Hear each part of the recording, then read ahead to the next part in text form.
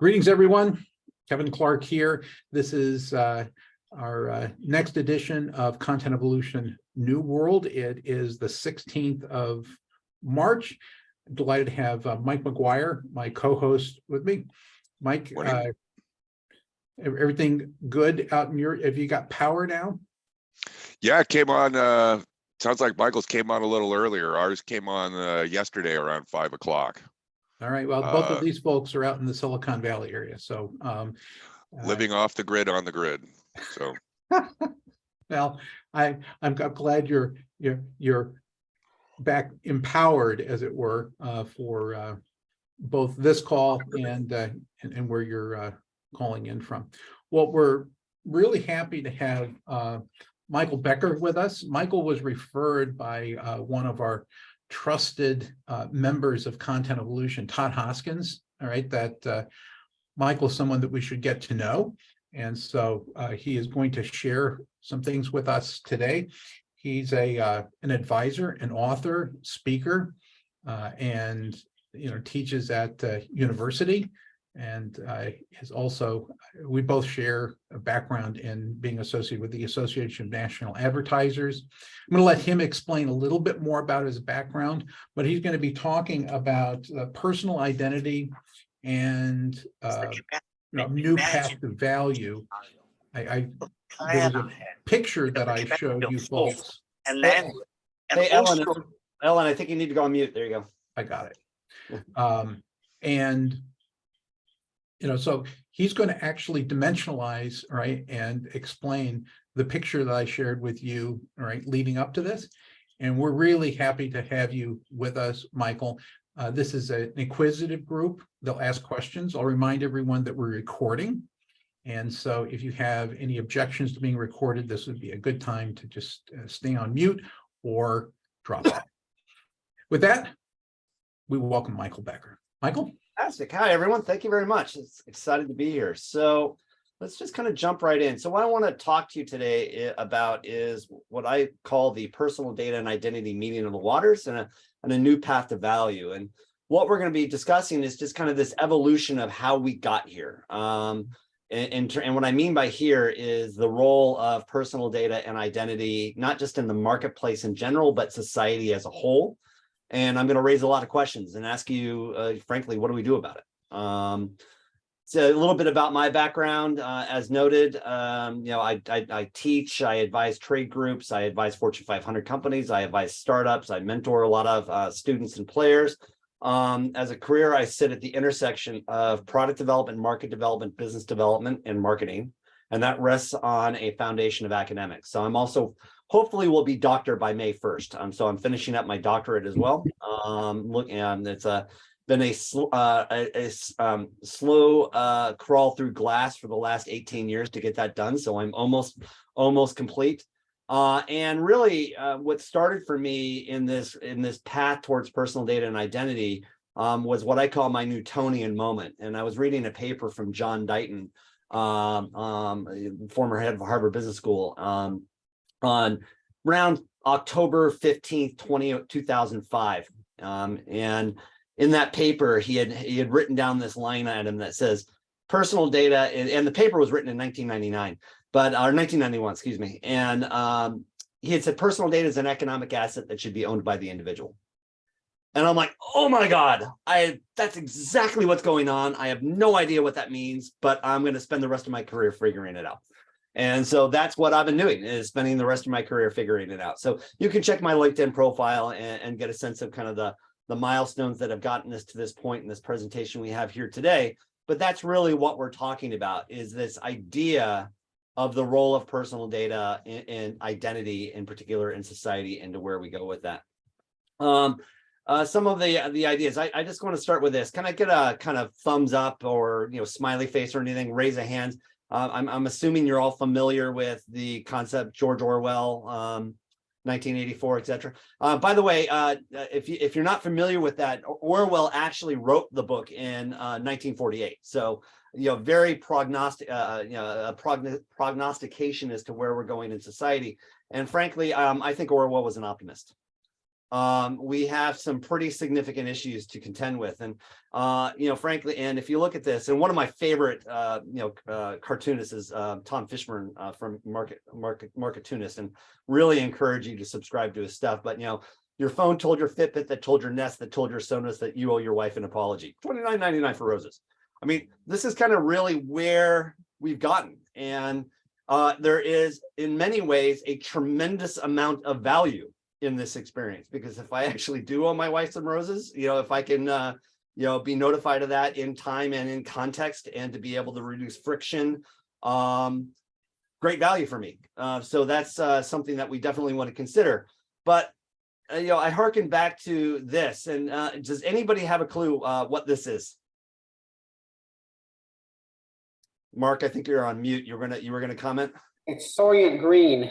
Yeah, exactly. So in 1973, Charleston Heston and company make this movie called Soylent Green.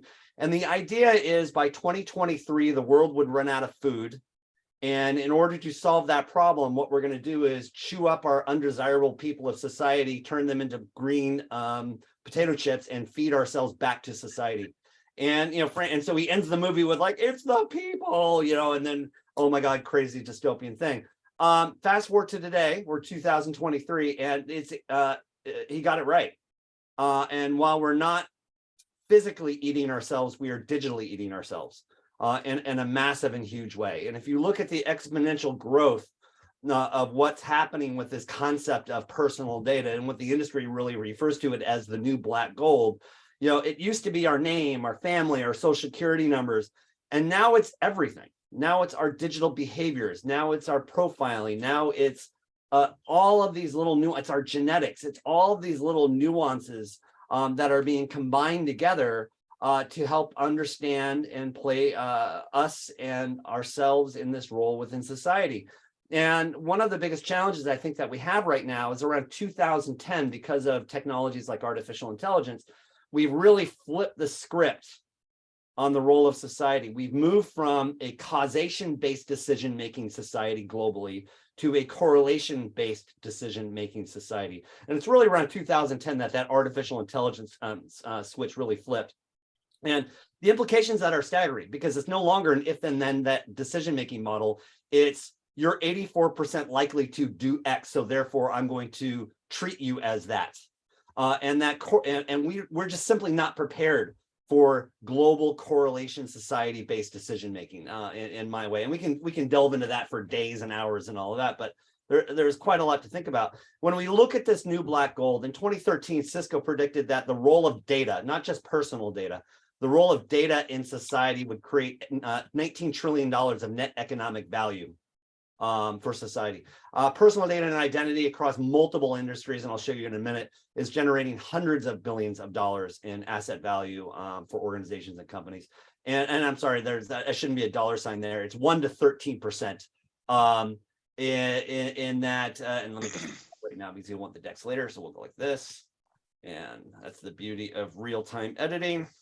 All right, these aren't the droids you're looking for. So 1 to 13%.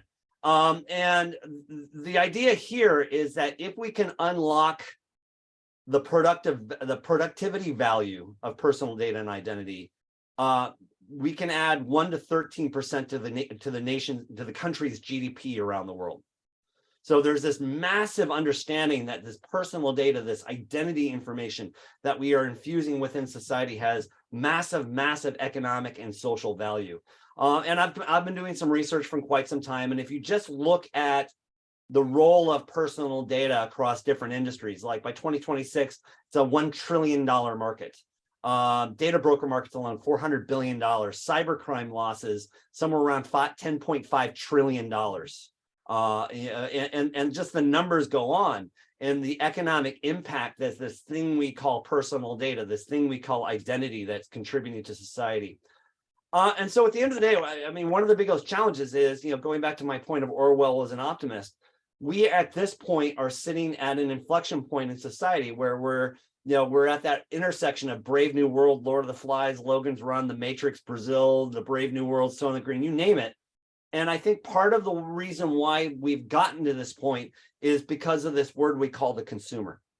What we've essentially done as a society and commercially, and again, I'm creasing, I'm doing guns and butter economics analogies, raw, really edge case, extreme scenarios that, context and micro ecosystems are very different. But in general, we've turned people into this idea of a consumer. That they are consuming our product. And we have to remind ourselves in Theodore Levitt in his quintessential paper in 1964 called Marketing Myopathy, writes an incredible piece of knowledge for us.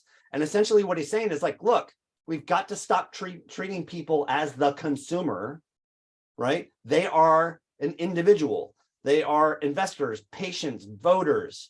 And in fact, your business is, the job of your business is to actually be of service to these people, to give them products and services that they want.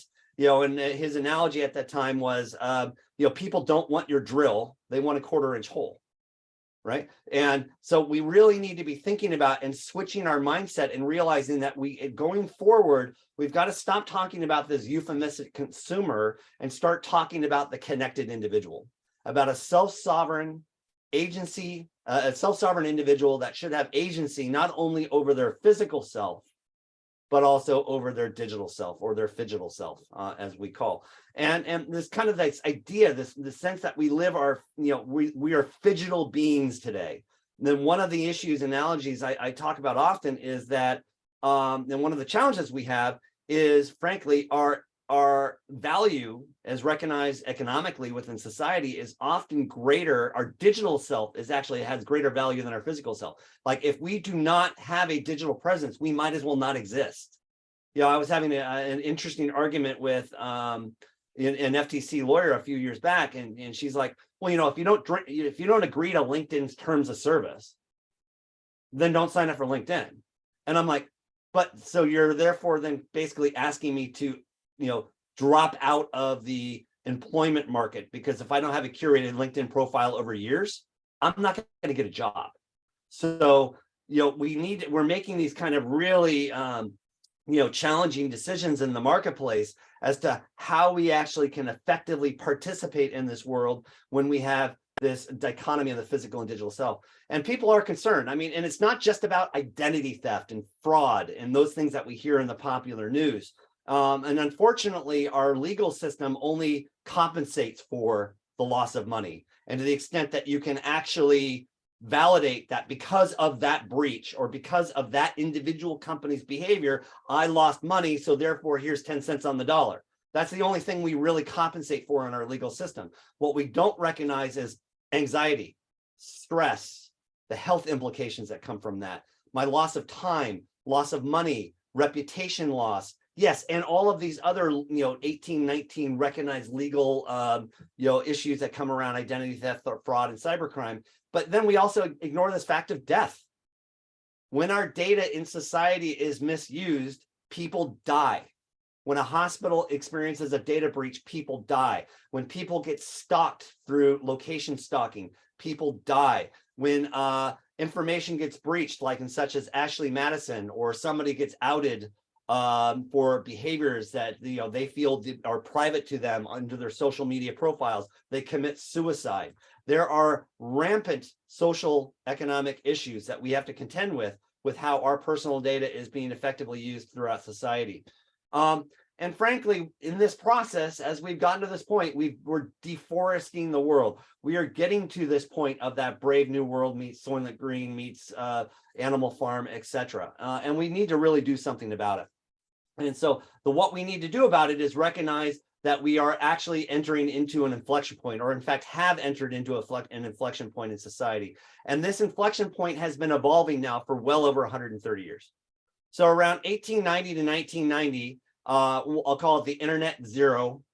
This is where we're conceptually talking about these ideas. The reason why I start with 1890 is in the United States in particular, Warren and Brady's had, and the Harvard Law Review had it really established the concept of the right to privacy in the United States. What they realized that, with these newfangled technologies, namely the camera and the recording machine, your picture and your voice could be captured, and then you could end up with your picture and or voice on the radio or in the newspaper the next day. And that's not okay, and people have the right to privacy. So that's when we really started getting that element. And then around 1928, Brandeis continued his work and recognized that fact that we have the right to be left alone. And in 1973, Ware and others, as they're in preparation for the 1974 Privacy Protection Act, they're like, this data thing's getting really important. People need to have a digital ombudsman, but because of the lack of technology to be able to achieve that, we're going to park that for now and just create our 1974 Privacy Protection Act as it is. You start fast forwarding up into the 90s, we now get Internet 1.0, we get the information age, we get the global economy, and we get academics, we get theoretical people looking out into this market and say, you know what? This personal data has economic value, much like what John Dighton was referring to before.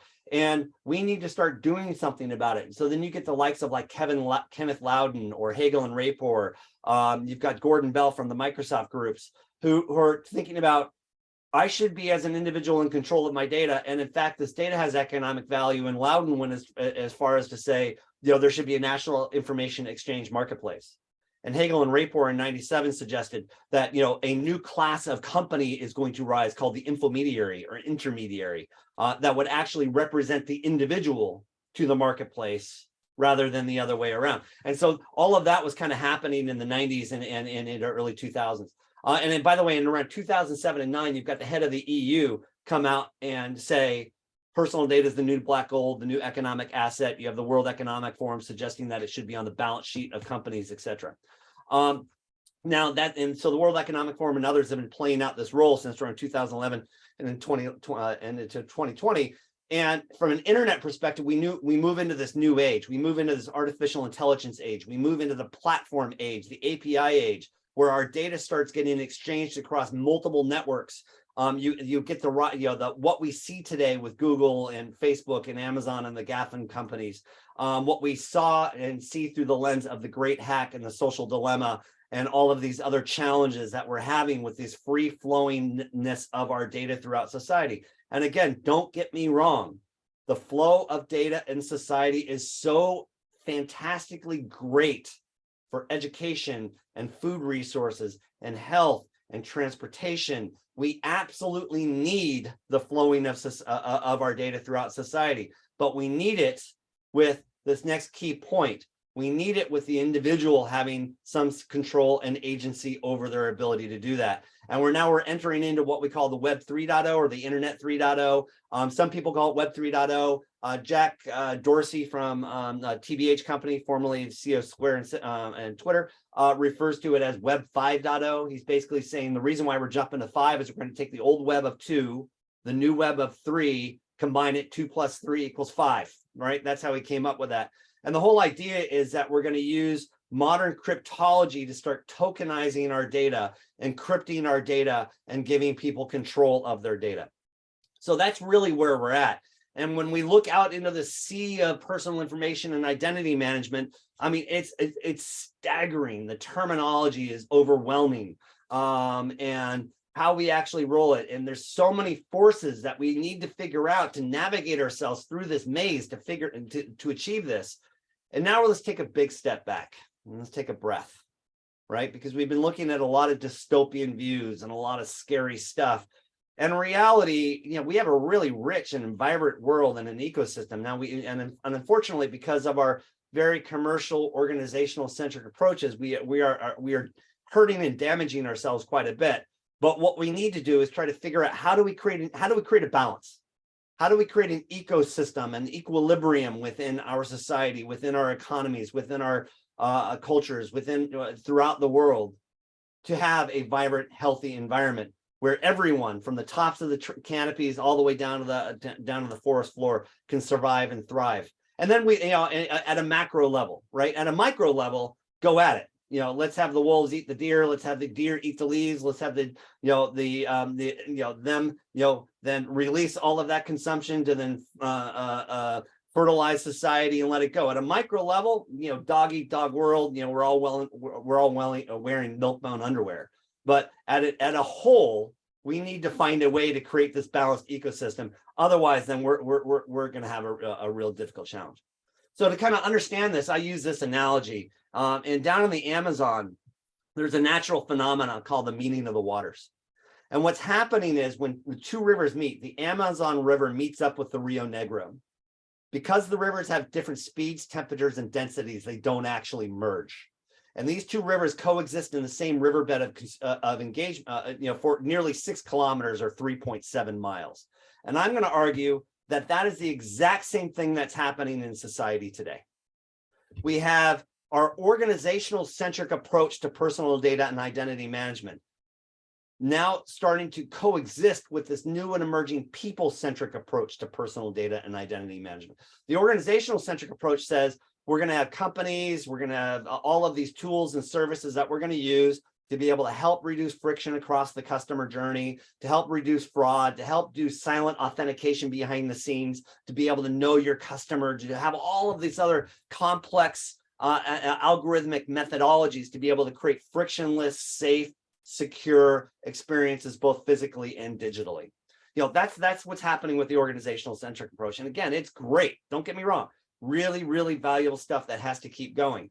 But now what we're seeing is this emerging people-centric approach to personal data. This idea that there are tools and capabilities to give people agency over their digital selves. There is a need for creating social commons. There's a need to use, for example, a bunch of health data, unlike what we did with Henrietta Lacks, where in the 50s we stole her cancer cells and basically built a multi-trillion-dollar cancer research industry on the back of somebody else's genetic material with not ever compensating them until just a few years ago, right? We need to actually recognize and compensate people for the digital value that they're contributing to society.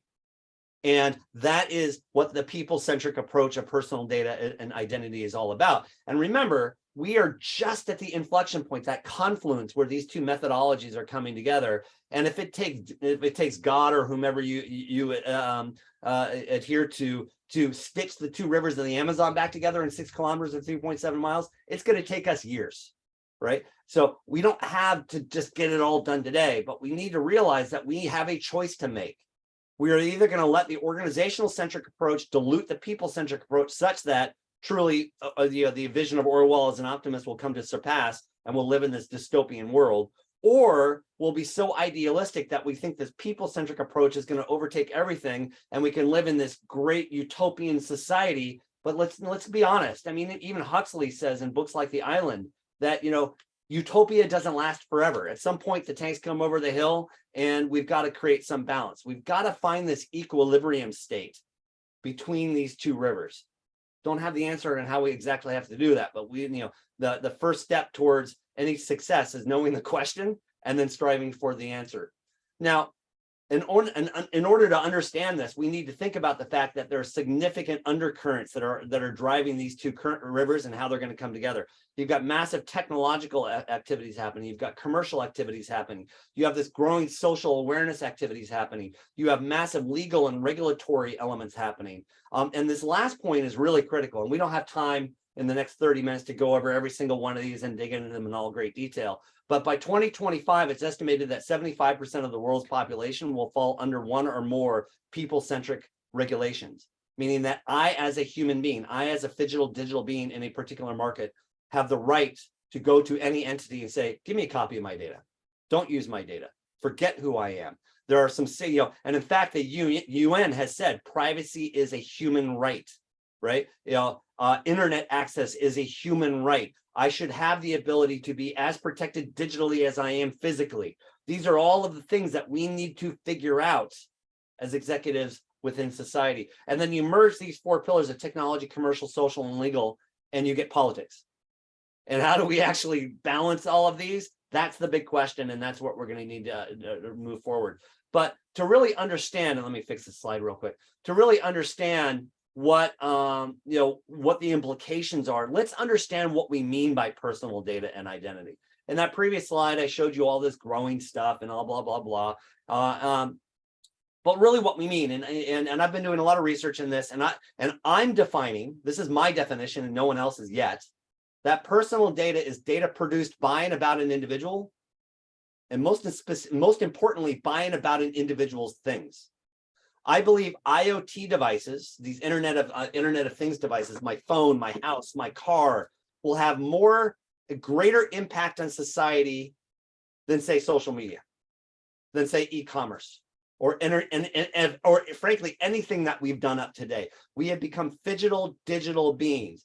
By 2025, it's estimated that we will connect to an Internet of Thing device every 8 to 13 seconds of every day. We will be leaking our identity and our location and elements and attributes of ourselves 4,800 times a day as we navigate ourselves throughout the physical and digital worlds.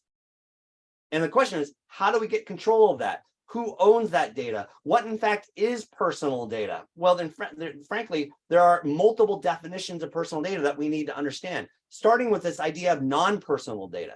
Non-personal data is data that's produced, but yet doesn't necessarily have my name associated with it. And I'm going to argue that any data produced off of my IoT devices, whether or not it's personal data or non-personal data, it's my economic asset.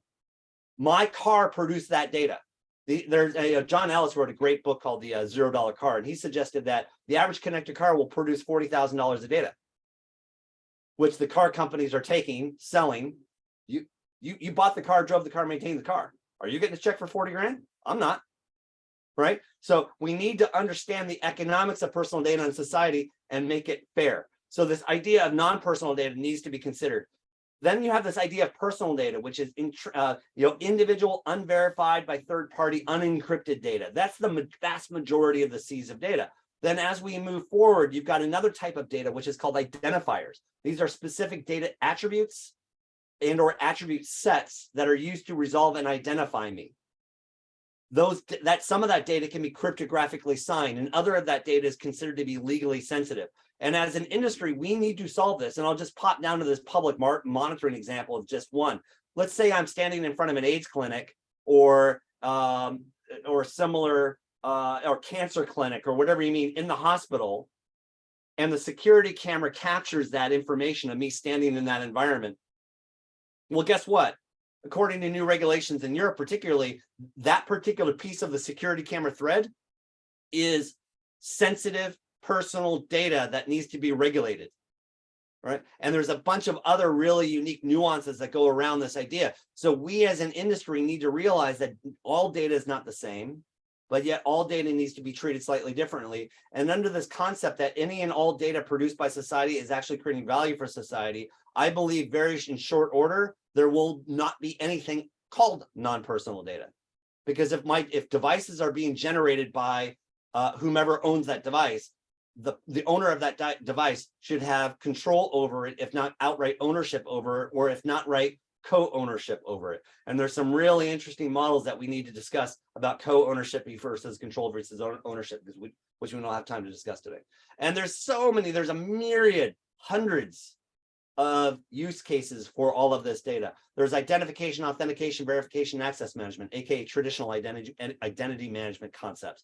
There's compliance and right management. There's personal life services. There's communication. There's community support services. There's illegal behavior. There's so much value generation potential from all of these types of personal data, and we just need to really start wrapping our head around it. And again, personally, and unfortunately, I am a bit up the stream like the salmon on this. The industry zeitgeist is to talk about identity and identity management. And I'm going to argue that there is no such thing as identity. Identity is personal data attributes. Identity is actually a process to which one uses personal data to manage, to create an identity concept. And these are the kinds of things that we need to be thinking about and organizing and managing. And again, we could talk for days and years and months just about this particular slide alone. But as we kind of start wrapping up our conversation today, I kind of want to emphasize some key points. Remember, personal data produced by about an individual and by about an individual things. What do people want? People, yes. I hear this all the time in the marketplace and in the industry. People are like, people don't care about their data. They don't care about their privacy, especially the youth. They don't care. Yeah, it's a myth. People don't want control of their data. And the reality is they actually do. The research is telling us that in so many of them, and we've done some research through the Mobile Ecosystem Forum now for 5 years, the vast majority of us just feel helpless and impaired. We've given up, right? my giving up and rolling over doesn't mean I don't care. It just means I feel so helpless I can't do anything about it, right? Those are two very, very different things, industry, right? Yeah. Moreover, it's also like saying, personal data, if it's an economic asset class like money, to be honest, I don't want to manage my money. I really don't. I mean, I'd rather just have my money there and to be able to use it when I need to use it. But because of the risks and the importance of it and all of that, I go through a lot of financial education to learn how to manage my money. Guess what? We need to do the same thing with personal data. We need to treat it as much of value as of that. And so really what people want is easy and secure experiences throughout the customer lifecycle. They want reductions in harm and they want privacy assurances.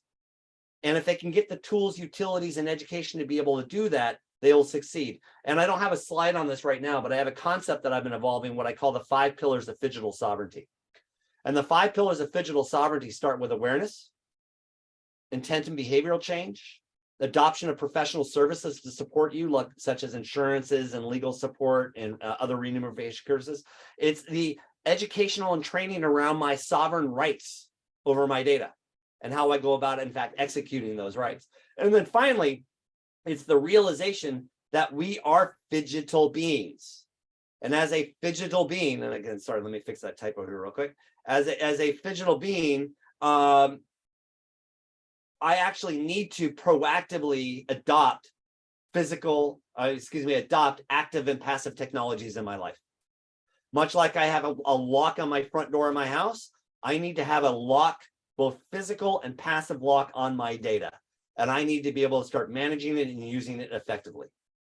And the important part is that both passive and active. So for example, if you're out there in the world and you're doing anything online, and if you're not using a password manager, if you're not considering email aliasing managers, you're just putting yourself at risk, right? It's okay. I mean, you can keep your house unlocked. You can keep your doors open. That's fine. Guess what? Someone's going to come and steal your stuff, right? Or someone will potentially use your stuff. Or you could be having somebody looking through the lens of your house and watching you walk around naked, watching you go to the bathroom. We all do it. Nothing wrong with that. But should we not have some ability to have both, have digital private spaces as much as we have physical private spaces? And I would argue the answer is yes. So the question is, how do we actually empower and enable people to have tools to be able to do this? So how are we going to go about doing that?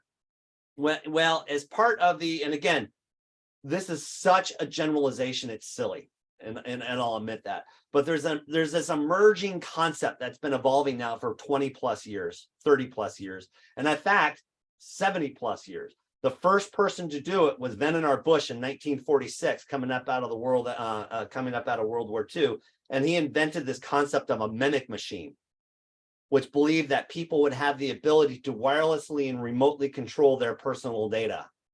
And he actually invented it. He scoped it out, created some structure around it. And it was this idea that I should be able to be in control of my data.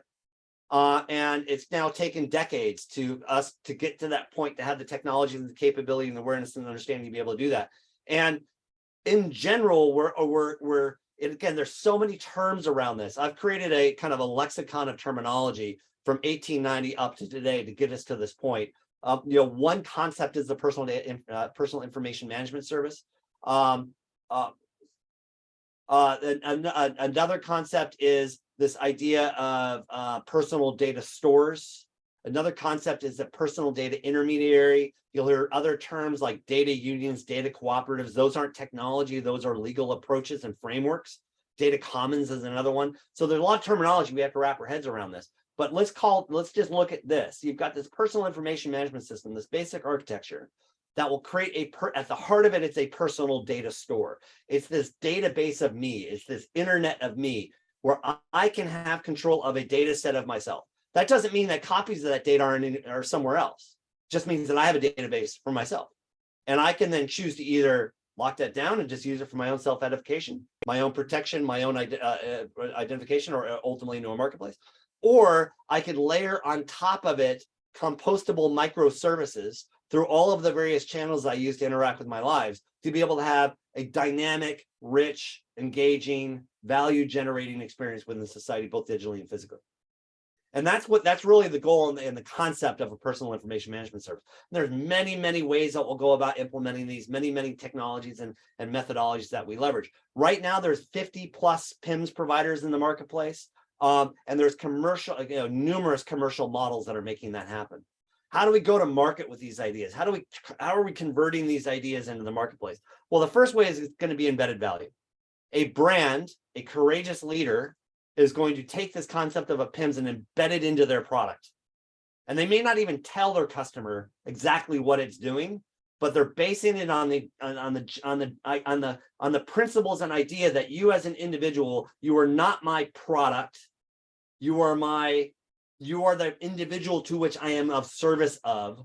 So I'm going to, as a proper steward of the experience with you, create an environment where you have control over your data, where the data I collect on you is completely transparent, that it's privacy by design, it's privacy by default, it's privacy transparency. It's you are in control. I'm just a steward of the service of the relationship I have with you. And that's where it's going to start. The next step is what we're going to be calling interoperable services. And so we're going to need to create data rails and interoperability rails across all of these different PIM services that are going out there into the market. And again, there's 50 plus players. But like any Pareto rule, there's really only 5 that are scaling right now. And we can talk about that at some other time. And then once that happens, what we're going to see is data marketplaces, that national information exchange marketplace to which Kenneth Loudon talked about.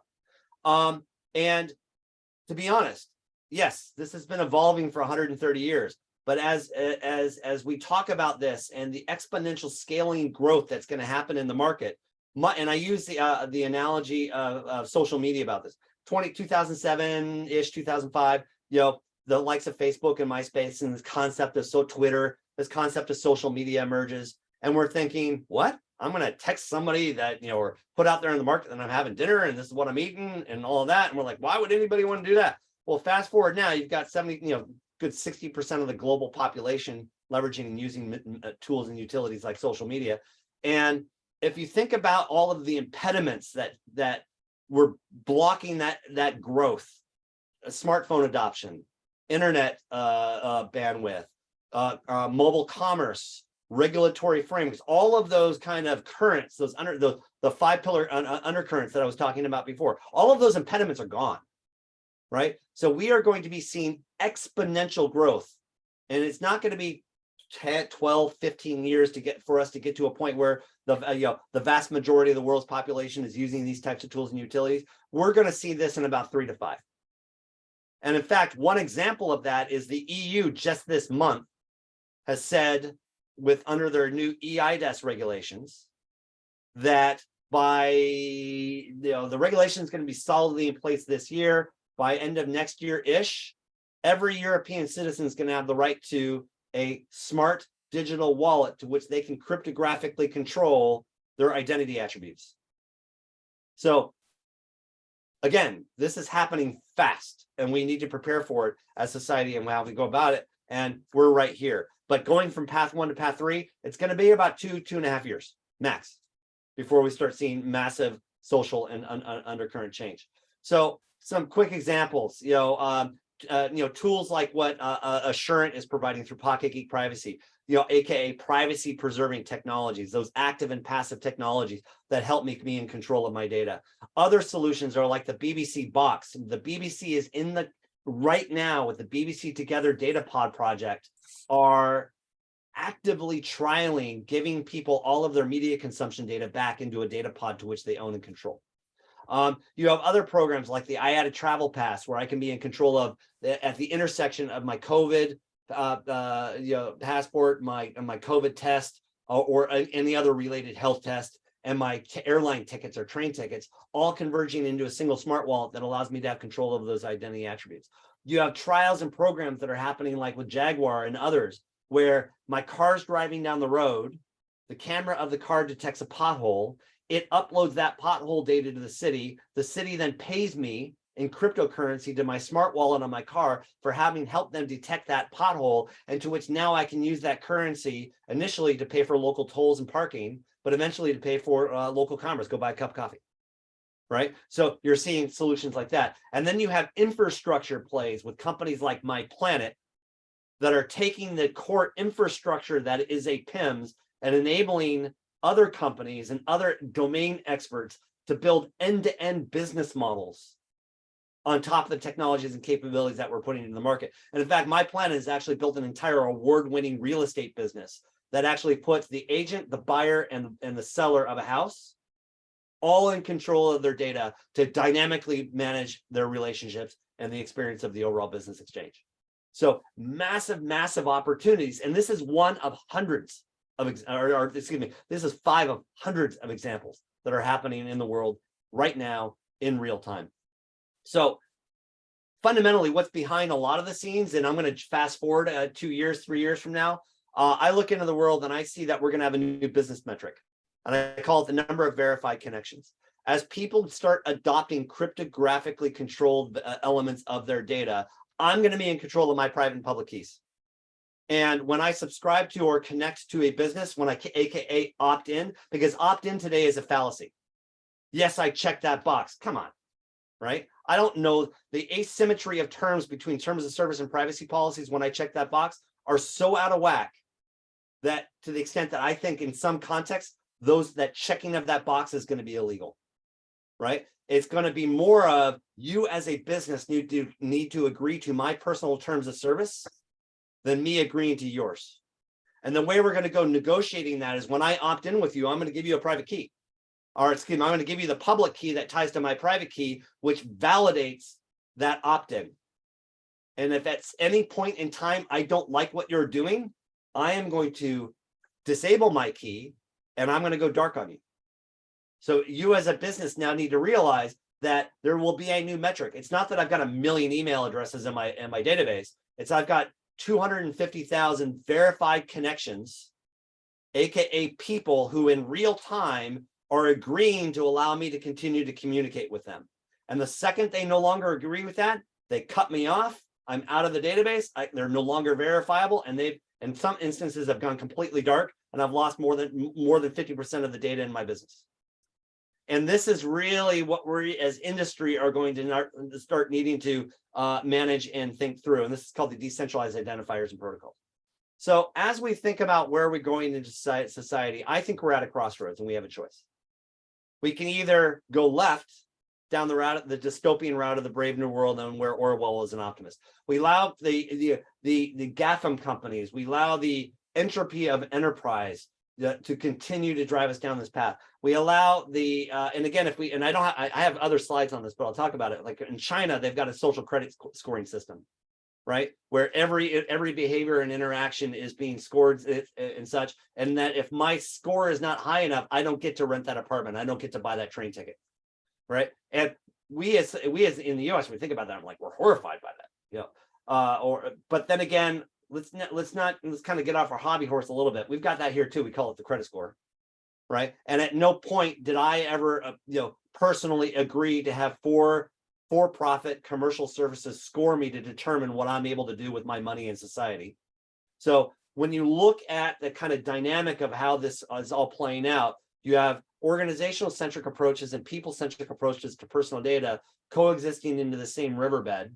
And we as society need to balance the organizational enterprise as an asset to social engineering axes with the idea of personal agency and the community commons, the benefit of society. And we've got to find an equilibrium state between those 4 pillars. If we don't find that equilibrium state, I believe we're going to end up down a dystopian entropy approach, and we're going to be ruining the day that we allowed the world to fall apart the way we're doing. And I think it's so much so that this is going to be greater than any concept of global warming.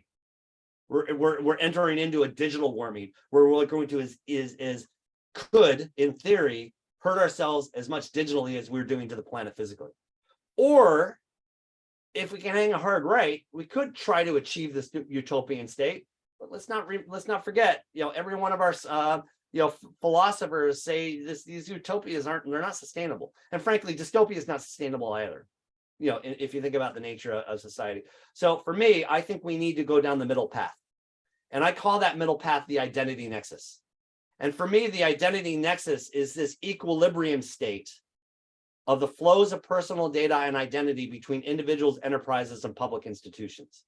And I actually believe that we can achieve a mathematical analysis of that, where if we actually look at, I call this the identity nexus equation. I'm not a mathematician. If any of you are, please like challenge me on this and help me figure it out.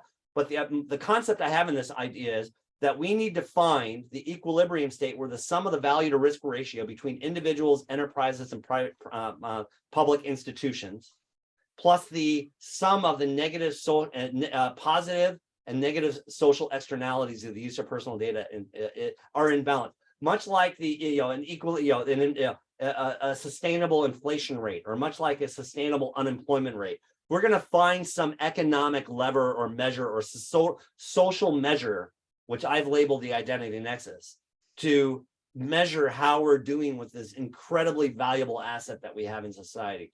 And in fact, if we go back to what Oliver Williamson did with his concept in the 70s called transactional cost theory, where he said, look, we can break every organizational structure down to its costs.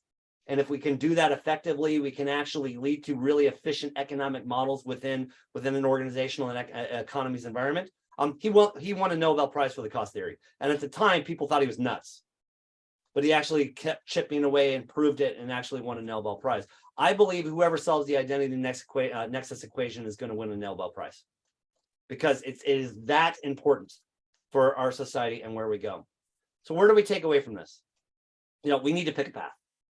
And in the process of picking that path, hopefully you're all gonna, I've already signaled my bias. My bias is the middle path, the identity nexus. And if we're gonna go down that path, we need to help shift people's awareness, help them understand the 5 pillars of digital sovereignty, help them understand the need to be accountable for themselves and not abdicate that accountability to government and to enterprise. Now, they should expect and require government and enterprise to do their needs. That's what we call trust.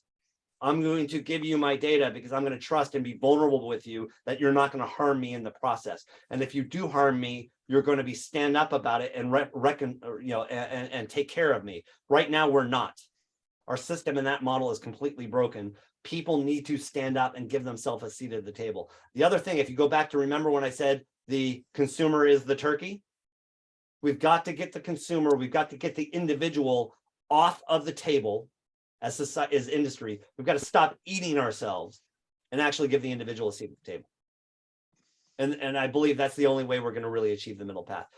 Through that awareness, we then need to provide education, both not just for the individual, but remember, we're all individuals, for the employer, for the organization, for the regulator, for the government. We all need to get educated to understand the implications of these issues.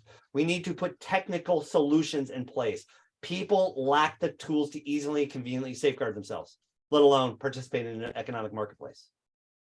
And then finally, we need to collaborate. It's going to take a village. It's going to take an ecosystem to bring all of these players together to create interoperable, standards-based, secure governance models that allow us to be able to sustain this identity nexus over time and for periods. And I leave you with this. Charles Darwin, when he wrote The Origin of the Species, has said, it's not the strongest of species that survives, nor the most intelligent, but those that are most responsive to change. The only constant we have now is change. And this change is going to happen so dramatically fast that your head is going to swim. So we need to think about everything that I've been talking today. We need to come together within the ecosystem. We need to collaborate and support each other in making this happen. Otherwise, I'm really afraid of where we might end up. And so with that in mind, those are my prepared remarks for today. Michael, thank you so much for sharing that with us. I'm sure there are some questions that people have. I might just suggest to you that for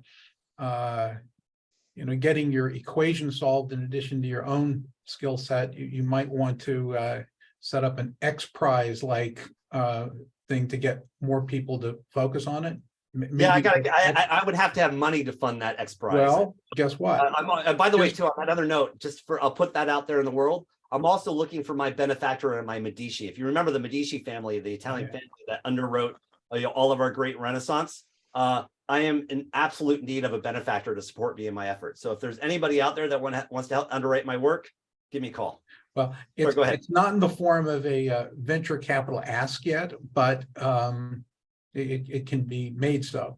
It's kind of like, in Asimov's foundation, solving the Abraxas, Yes. that would lead you to, the people or the community that you might need. In fact, the X Prize Foundation itself might take this on, right? If Good idea. the X Prize used to be a client, so we can talk about that offline. Awesome. With that said, I'll also just say that when you're looking for an agreement form of a digital ledger technology, I think looking at holochain, which functions the way that you're talking about, would be a very interesting technical basis for your Let me be very clear. Let me be very clear. Yeah. Technology for this is happening right now, right? I know. It's been evolving for over 25 years technologically. The WC3, the standards body for the world for the internet, has established decentralized identifiers and verified credentials as the next layer of the internet. Mhm. The standard is there. The technology is there. It is being implemented now at scale, right? Now, it doesn't mean it's not perfect, but it's by no means perfect. But this is, and this is the message I really want to get across to people. This is not some 1946 Venenar Bush mimic machine cartoon he puts in Atlantic Journal article. This is happening at the likes of JP Morgan Chase, at BBC, at MasterCard, at Visa. But it's not in the hands of the masses, right? But they're distributed, like it is happening in Bangladesh, right? Where people have, the kinds of identity cards that you're talking about, because they don't care as much about privacy, right? If you get married in Bangladesh, they automatically send you the marriage license because they know you got married, right? And all of that's fine, but I'm going to argue that that's an organizational-centric example. I understand that. Not a people-centric example. I And this is where we have to be really, really, really careful. You've got the World Bank, you've got the World Economic Forum, you've got major players that are pushing the organizational-centric identity model down our throats. And I'm not saying it's bad, but I'm saying it has to be balanced with the agency approach of people-centricity, and we're not there yet. Yeah, so you have to find a way, I'm going to shut up after this, to create the bottoms up that matches the tops down forces that are, clearly better organized. Correct. And again, to be clear, I mean, in some ways, I'm the satellite that's taking in the signal, amplifying it, modifying it slightly, and broadcasting it to the world.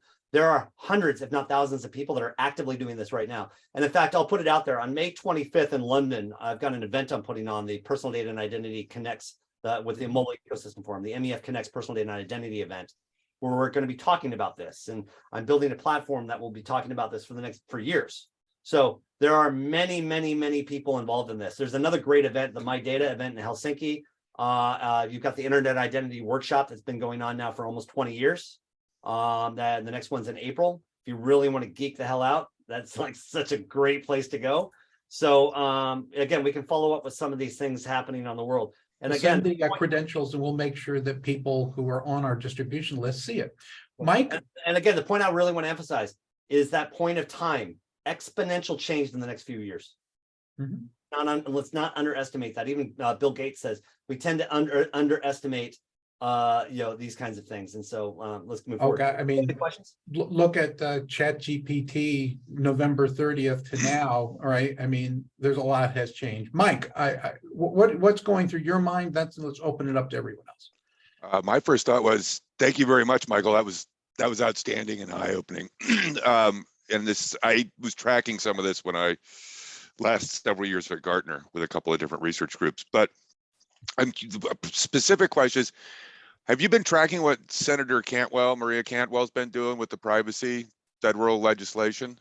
Yeah, I have, and it's gonna be a long time. And with our divided Congress, it's gonna be challenged to get there.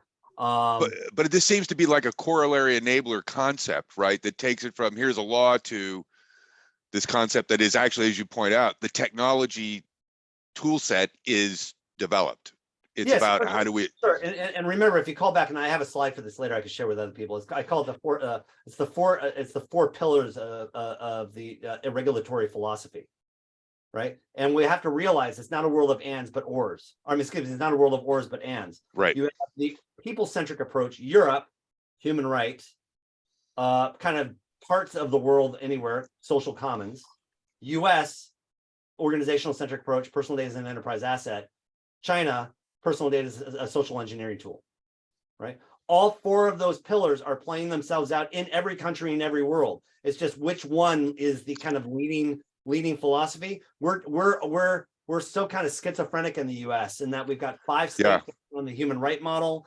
We're attempting to do this federal model. We've got an enterprise asset that's being massively lobbied, but we also have our social engineering tools and that community commons thing. I don't know. But where that's happening is with Angie Raymond and the Osterman Institute over at Indiana University. And so the community commons stuff is happening in the US in a big way. By the way, for a future speaker, definitely get her. She's amazing. Name again? Angie Raymond from the Osterman Institute. Okay, thank you. She runs and the Osterman won the Nobel Prize for community commons work. Right. And so Angie's running her institute. Yeah, we usually commons now only comes with tragedy of the, right? Yeah. These But days. again, it doesn't have to be that. This is, Of course. let's not forget, these are choices that we are making.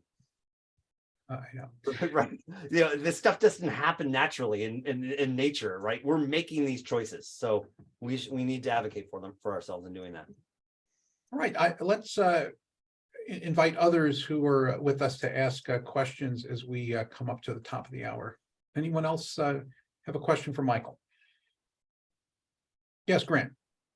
Hey, Michael. Great presentation, by the way.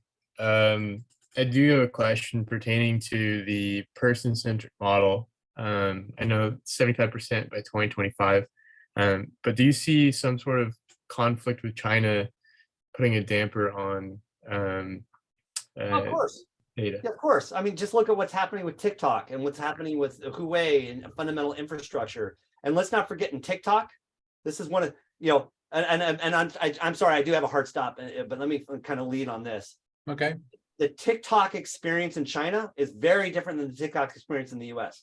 In China, it's all science, math, and children are limited to 40 minutes a day. Right, versus the experience we have here. If you want to undermine a society, that's a real great way to do it. And what we're happening today. And again, I'm not vilifying TikTok. It's got value. ByteDance could potentially, as a commercial entity, figure it out. But these are the kinds of things. We are fighting a war globally on personal data and identity. You know, part of why Europe is doing what they're doing, for instance, with the European Data Act, is to slow down the GAFAM companies from washing over Europe and taking over, right? So the regulatory pillar is not one to be trifled with, but it can't stand alone. It's got to also balance and be consistent with both technology, social influences, cultural elements, and our economic models. Well, we'll end there because you do have a time constraint. Again, thank you for being with us. Send the events that you have coming up so that we can share that with our community, because we have, people on the list that are, both North American and Europe, Asia, elsewhere. And you're looking for a supporter, a benefactor, right, to support your work. And so we also have, connectivity to people who are resource providers. It's good that you made that ask, right? Because otherwise we would have gone through this and not known, right, that is one of the things. So we'll actively be looking for that, Michael. Yeah, and thank you for your time today. Very thoughtful. Absolutely. And if we want to do it again, and if we want, every one of these slides, we could have a 10-hour conversation. So if we want to do this again, happy to do it again. And there's just so much work we all need to do. And if anybody's listening in on this, if you've got private corporation opportunities, you want to bring this talk into your company, if you want to bring this talk into another event, I mean, we've got to get this message out there. It is just absolutely critical that we figure this out. Agreed. Thank you so much. And we'll take advantage of that. Thank you, everybody. This was Cheers. really Thank you, Michael. Great talk. really great. Really well done. Thank you. Bye-bye. Bye-bye.